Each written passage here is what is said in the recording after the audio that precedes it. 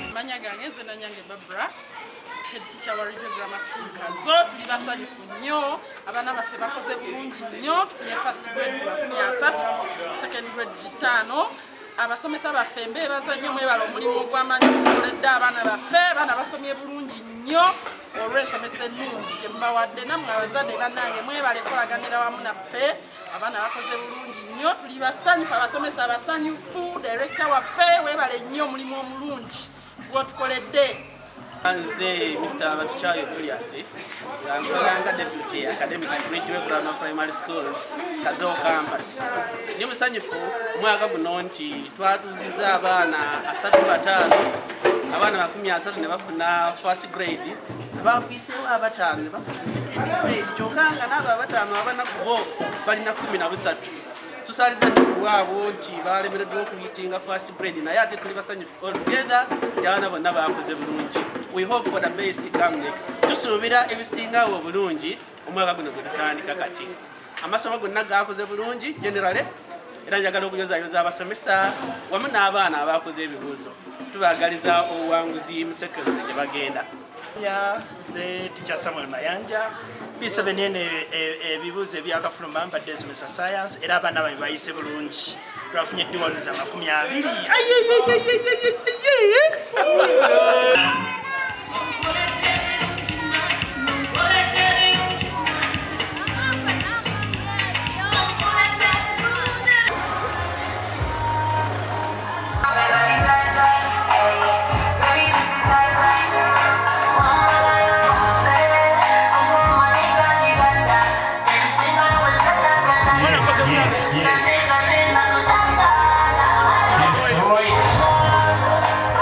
MARCELINO Academy, congratulations.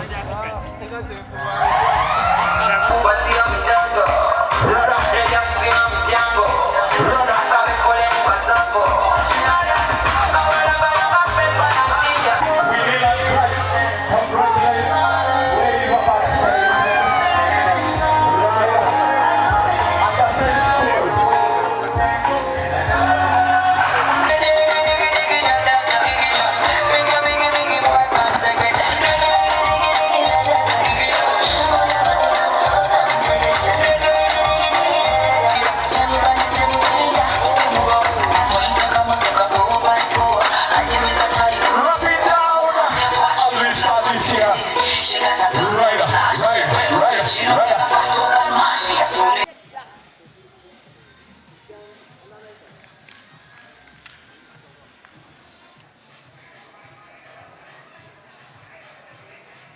Amanya Higenyu Richard, Deputy Head Teacher wa essomero lino RIDGEWAY Grammar School MATUGGA akwasaganya ebya curriculum oba ebyensoma.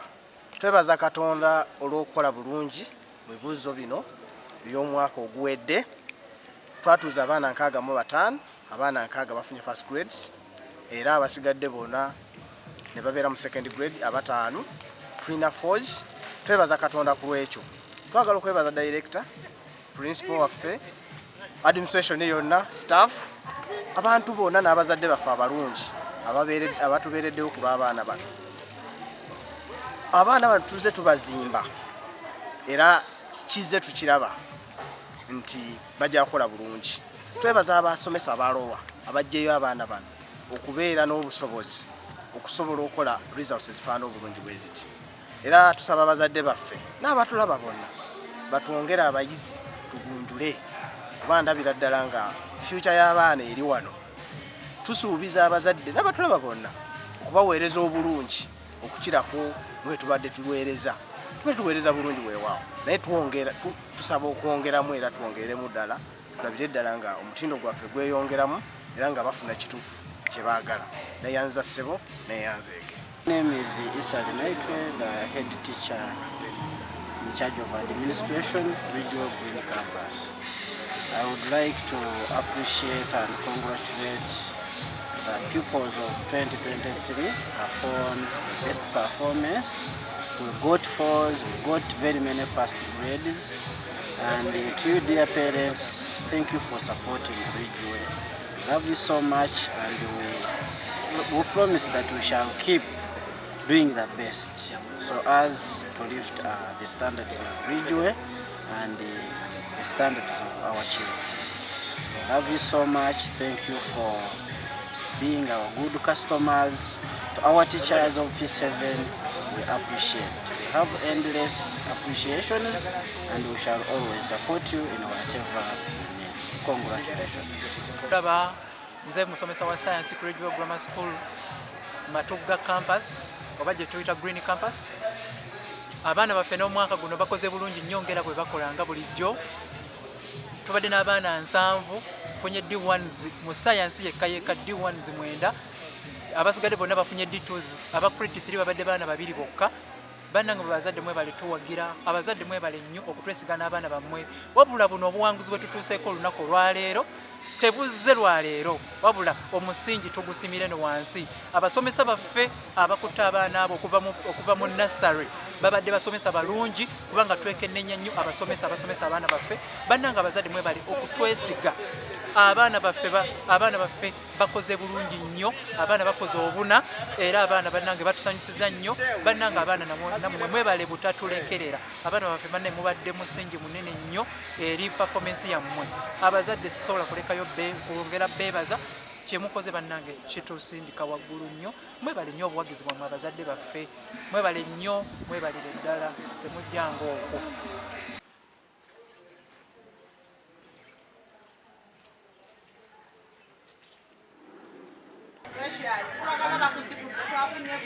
Yes. Anyway, congratulations. My daughter. Wow, thank you for passing the exams. Yeah, Cambridge. Nenduulu head teacher Cambridge Junior School MATUGGA KITTO. Twagala okwebaza Katonda bannange olwa results 2023.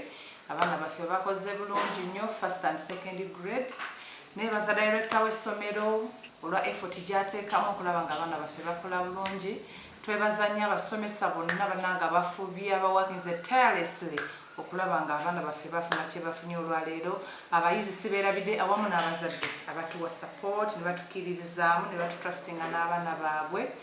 Mukama ekitiibwa n'ettendo tubimuddiza. Bane Cambridge Junior School eri MATUGGA KITTO tukyawandiisa abaana ddala okuva ku P1 okuva ku nursery okutuuka ku P7.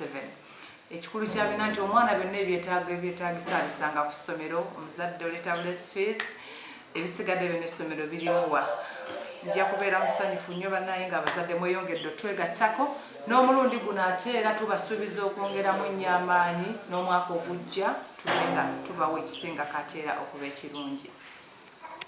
Neyanzanya Kayevu Peterson Chimbowa, Director of Studies Cambridge Junior School Matugga KITTO. Ebibuuzo byaffe results zikomyewo olunaku lwa leero ng'abaana baffe tebakoze bubi. Twatuuza sente yaffe twatuuza abaana 32 atufunye first grade 9 ne second grade 23 egamba tetusudde mwana yadde n'ogo. Era twagala okwebaza Mukama Katonda nti emyaka gyonna gye tuzze tutuuza abaana tetusuula abaana ffe bakola bulungi. So twebaza Mukama Katonda olw'ekisa ekyo kye yataddeko kubanga abaana ffe bakola bulungi.